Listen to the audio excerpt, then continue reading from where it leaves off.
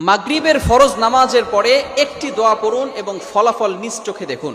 কোনো ব্যক্তি যদি মাগরিবের ফরজ নামাজের পরে এই ছোট্ট দোয়াটা পড়তে পারে, আল্লাহ পাক রব্বুল আলামিন ওই বান্দাকে বিপদ আপদ থেকে হেফাজত করবেন। শুধু তাই নয়, আল্লাহ পাক রব্বুল আলামিন তার উপরে 10টি নেকি আল্লাহ পাক রব্বুল আলামিন তার আমলনামায় দিয়ে দিবেন। আল্লাহ পাক রব্বুল আলামিন তার 10টি গুনাহ মাফ করে দিবেন।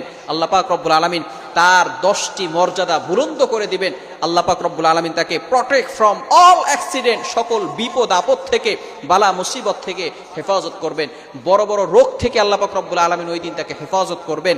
আল্লাহ পাক রব্বুল আলামিন অ্যাক্সিডেন্ট থেকে তাকে হেফাজত করবেন। আপনাকে যদি ঘরের ভিতরে আগুন লেগে যায়, আগুন লাগা থেকে আল্লাহ পাক রব্বুল আলামিন আপনাকে হেফাজত করবেন, যদি খালি আপনি একটি আমল করতে পারেন। শুধু তাই নয়, আল্লাহ রাসূল সাল্লাল্লাহু আলাইহি ওয়াসাল্লাম বলে দিয়েছেন, সারা রাত ধরে ওই বান্দার জন্য ফেরেশতারা আল্লাহ তাআলার কাছে দোয়া করতে থাকবে। শুধু তাই নয়, 4 জন গোলাম আজাদ